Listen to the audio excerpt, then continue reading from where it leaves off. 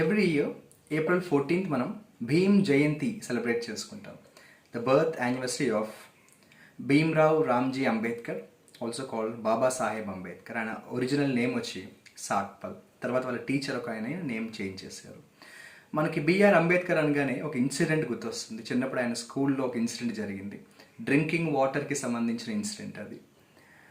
వాళ్ళ స్కూల్లో ఈయన లోయర్ క్యాస్ట్కి సంబంధించిన పర్సన్ అవ్వడం వల్ల డ్రింకింగ్ వాటర్ విషయంలో చాలా బయాస్ కనిపించేది. అందరికీ డ్రింకింగ్ వాటర్ డైరెక్ట్గా వాళ్ళు తీసుకుంటే ఈయన మాత్రం he cannot touch that water pot. ఈయనకు వేరే వాళ్ళు ఎవరైనా వచ్చి వాటర్ ఈయన గ్లాస్లో పోయాలి, సపరేట్ గ్లాస్ ఉండాలి. ఆ వాటర్ ఎవరైతే పోస్తారో ఆ పియోన్ ఎవరైతే ఉంటారో, ఇన్ కేస్ ఒకవేళ ఏదైనా ఆ స్కూల్లో ఒక రోజు పియోన్ కానీ ఆబ్సెంట్ అయితే, లీవ్ పెడితే ఆ రోజు ఈయనకి వాటర్ ఎవరు ఇవ్వరు. అందుకే చాలా ఇయర్స్ తర్వాత ఈయన ఒక ఆర్టికల్ రాశారు. ఆ ఆర్టికల్ టైటిల్ కూడా అదే పెట్టారు, నో పియోన్ నో వాటర్.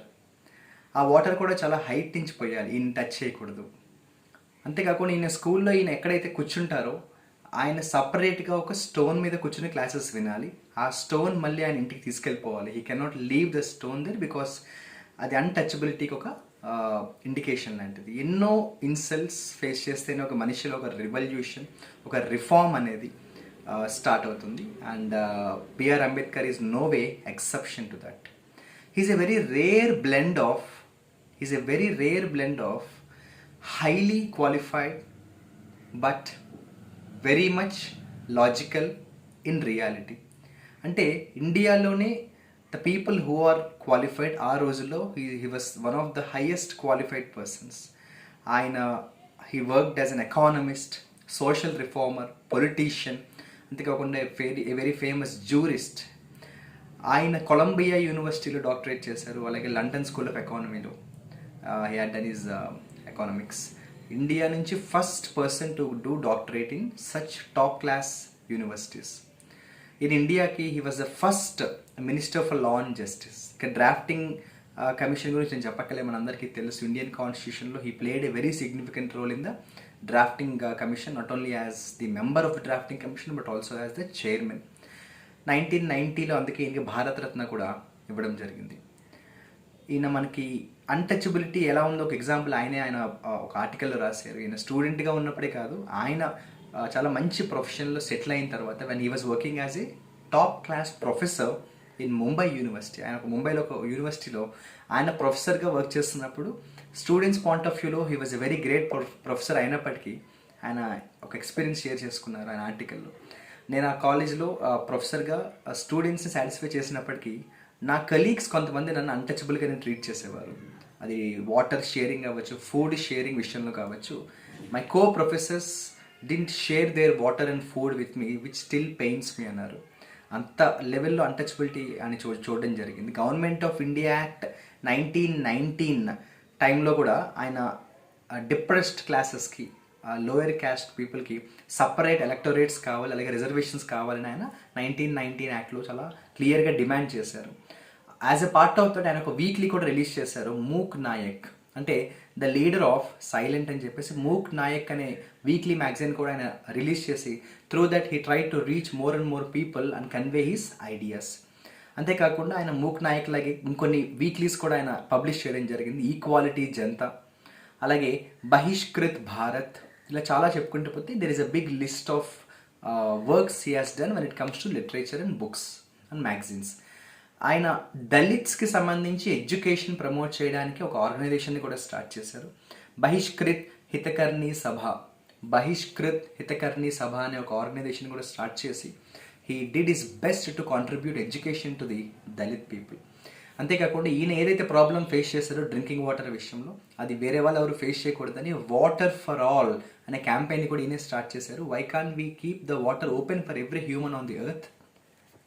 ఆయన ఉన్న ఊర్లోనే పబ్లిక్ వాటర్ ట్యాంక్స్ లాంటివి ఓపెన్ ఫర్ ఆల్ చేయమని చాలా యాజిటేషన్స్ చేశారు. టెంపుల్కి కూడా దళిత్స్కి ఎంట్రీ లేని టైం అది, ఆ టైంలో కూడా టెంపుల్ ఫర్ ఆల్ అనే మూమెంట్ కూడా ఆయన చేయడం జరిగింది. మనుస్మృతికి ఈయన కంప్లీట్గా ఎగెయినిస్ట్ కొన్ని విషయాల్లో. మనుస్మృతి అనేది దళిత్స్కి జస్టిస్ చేయట్లేదు అన్న ఉద్దేశంతో మనుస్మృతిని ఆయన బర్న్ చేశారు. అందుకే December 25th ఎవ్రీ ఇయర్ కూడా దాన్ని మనం మనుస్మృతి దహన్ దిన్ అని కూడా కొంతమంది దళిత్స్ దాన్ని సెలబ్రేట్ చేసుకుంటారు. Every year December 25th is celebrated by some Dalits as Manusmriti Dahan Din. ఇందాక నేను చెప్పిన టెంపుల్ విషయంలో ఒక ఫేమస్ మూమెంట్ జరిగింది 1930లో కలారం టెంపుల్ మూమెంట్ అని చెప్పేసి చాలా పెద్ద ఎత్తున ఆయన మూమెంట్ చేయడం జరిగింది. Around 15,000 people participated. 15,000 volunteers belonging to lower castes and depressed classes participated in that Kalaram temple movement, which was a massive success, and it really led many people to fight more and more aggressively towards equality and justice for all. ఇక 1932 అనగానే మనకి Poona act గుర్తొస్తుంది. 1932 Poona act విషయంలో కూడా ఆయన separate electorates ఉండాలి, depressed క్లాసెస్కి separate electorates ఉండాలి అని 1932 పూనా యాక్ట్లో కూడా ఆయన ఫైట్ చేశారు. ఆ డిప్రెస్డ్ క్లాస్ అనే వర్డే మనకి 1935 గవర్నమెంట్ ఆఫ్ ఇండియా యాక్ట్ వచ్చేటప్పటికి schedule caste and schedule tribe అని చేంజ్ అవ్వడం జరిగింది. 1936లో he formed his own political party called Independent Labour Party. 1936 he started his own political party called Independent Labour Party. 1937లో ఆయన బొంబాయి నుంచి ఎలక్షన్స్లో కూడా కంటెస్ట్ చేశారు. 1936 టైంలో ఆయన ఒక బుక్ కూడా రాశారు. The book is a very famous book named Annihilation of Caste. Annihilation అంటే అవమానం, insult. So in the year 1936 his famous book called Annihilation of Caste changed the mindsets of many people. And 1940లో మనకి Lahore session జరిగింది. 1940 లాహోర్ సెషన్లో ఏదైతే ఆ session మనకి మెయిన్గా సపరేట్ పాకిస్తాన్ కావాలి, సపరేట్ నేషన్ కావాలి, డిమాండ్ ఫర్ పాకిస్తాన్ ఎక్కువ మనం లాహోర్ సెషన్లో మాట్లాడతాం. సో ఆయన ఒక ఆర్టికల్ కూడా రాశారు, thoughts on Pakistan and that became very sensational, controversial. So ఆయన రాసిన చాలా బుక్స్లో very famous book who were the Shudras అని చెప్పేసి ఒక బుక్ కూడా రాశారు, వెరీ ఫేమస్. అండ్ అన్టచబిలిటీ ఎక్కడి నుంచి ఒరిజిన్ అయింది అసలు, హూ వర్ ద శూద్రాస్ అనే బుక్లో చాలా క్లియర్గా ఆయన మెన్షన్ చేశారు the origin and problem being faced with the untouchabilities by the untouchabilities. So 1946లో ఆయన ఆయన ఏదైతే పొలిటికల్ పార్టీ స్టార్ట్ చేశారో 1946లో that political party couldn't perform well. అయితే మనకి కాన్స్టిట్యూయెంట్ అసెంబ్లీ ఎప్పుడైతే మనకి ఫామ్ అవుతుందో ఆయన బెంగాల్ నుంచి ఈ was elected in the constituent assembly. ఇంకా కాన్స్టిట్యూయెంట్ అసెంబ్లీకి ఆయన వెళ్ళిన తర్వాత his role in constituent assembly is exceptional. అంటే ఏమైందంటే నేను ఇందాక చెప్పినట్టు is a very rare blend of personality because every domain he played a very very very massively significant role. అటు ఎకానమిక్స్ తీసుకుంటే ఆర్థిక శాస్త్రంలో అమర్త్య సేన్ లాంటి వాళ్ళు కూడా ఒక మాట అన్నారు, he is my father of economics అన్నారు, he is a father of my economics అన్నారు. అటు ఎకనామిక్స్ తీసుకున్నా, ఇటు పాలిటిక్స్ తీసుకున్నా, ఇటు లిటరేచర్ తీసుకున్నా, లేకపోతే ఇటు జస్టిస్ తీసుకున్నా, అంటే ఏ ఫీల్డ్ తీసుకున్నా ఆయన ఎడ్యుకేషన్, ఆయన qualification and his aggression and agony towards the society is unparalleled. 1952లో మనకి ఫస్ట్ జనరల్ ఎలక్షన్స్ జరిగేది, అందులో కూడా ఆయన కంటెస్ట్ చేశారు, కానీ he lost in the 1952 first general elections. ఇక్కడ ఇందాక చెప్పినట్టు కాన్స్టిట్యూయెంట్ అసెంబ్లీకి సంబంధించి he has played a significant role in the drafting of the Indian constitution. అందుకే మనకి గ్రాన్విల్లీ ఆస్టిన్ కూడా ఒక మాట అన్నారు, ఆయన రాసిన ఏదైతే ఈ కాన్స్టిట్యూషన్లో his ideas contribute the constitution. ఆయన ఒక మాట అన్నారు Granville Austin, first and foremost social document అని డిస్క్రైబ్ చేశారు. So his articles, his presentation, his works in the Indian constitution ఆయన ఏమన్నారు, first and foremost social document అన్నారు. ఆయన ఇండియన్ కాన్స్టిట్యూషన్ కాంట్రిబ్యూట్ చేసింది అంతా ఇంత కాదమ్మా, సివిల్ రైట్స్ ఎక్కడా కూడా ఇగ్నోర్ చేయబడకుండా ఆయన ఫైట్ చేస్తూ కాన్స్టిట్యూషన్లో కూడా వాటిని రాసుకున్నారు. అలాగే రిలీజియస్ ఫ్రీడమ్ విషయంలో he was all the time fighting to make sure that Indian constitution has this separate section for religious freedom. అలాగే untouchability విషయంలో, అలాగే women rights and education for women విషయంలో, రిజర్వేషన్ ఇన్ సివిల్ సర్వీసెస్ ఇప్పటికీ ఉంది మనకి civil సర్వీసెస్లో reservations విషయంలో, schools and colleges for Dalits and depressed classes విషయంలో, ఇలా చాలా విషయాల్లో ఇండియన్ కాన్స్టిట్యూషన్లో ఈయన పోషించిన పాత్ర అనేది we can never forget and we should always be proud of that.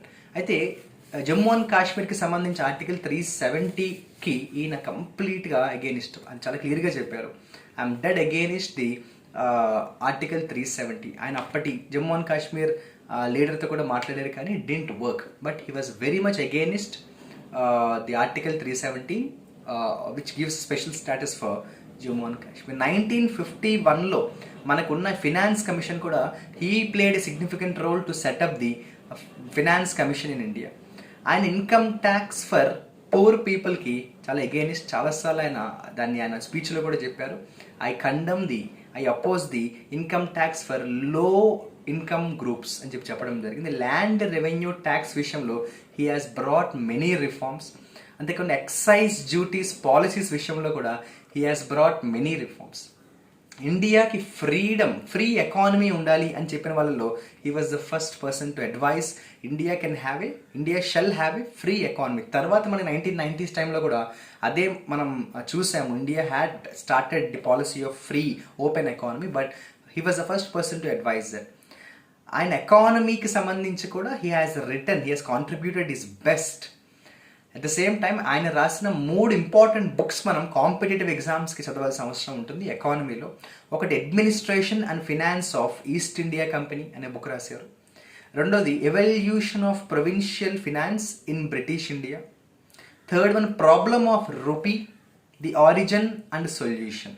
The problem of rupee and the origin and solution అనే బుక్. ఈ 3 బుక్స్ కూడా very very very very famous books in economy. మనకి present ఇప్పుడున్న reserve Bank of ఇండియాకి సంబంధించిన idea, the basic idea of establishing something like reserve Bank of India కూడా ఆయన ఇచ్చిన ఐడియా అనే చెప్పుకోవాలి. Because the present reserve Bank of India is based on his ideas. ఆయన అప్పట్లో హిల్టన్ యంగ్ కమిషన్కి ఇచ్చిన రిపోర్ట్లో రిజర్వ్ బ్యాంక్ ఆఫ్ ఇండియా లాంటిది ఉండాలి అని చెప్పేసి he was the first person. So we can definitely call his the pioneer for establishing Reserve Bank of India through his ideas. చెప్పుకుంటూ వెళ్తే బాబాసాహెబ్ అంబేద్కర్కి సంబంధించి we have a lot of things to remember and we have lot of things to cherish his contribution not only to Dalits but also to the Indian constitution.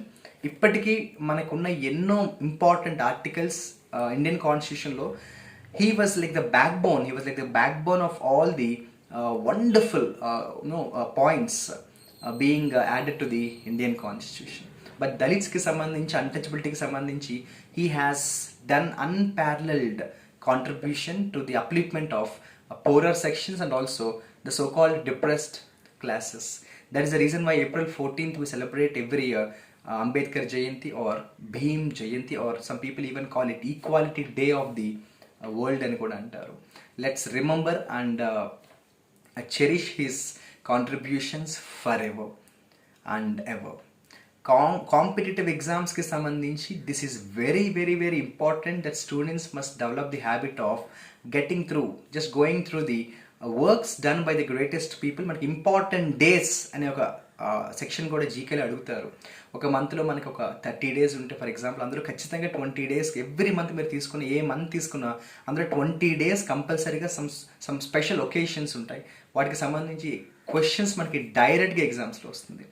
అందుకే అంబేద్కర్ పేరుతో మనకి university ఉంది, airport ఉంది నాగ్పూర్లో. మనకి ఇలా different gestures to remember his contributions have been made by the Indian government. So these are some facts about B.R. Ambedkar, and April 14th is a Bhim Jayanti. Wish you very good luck and all the best.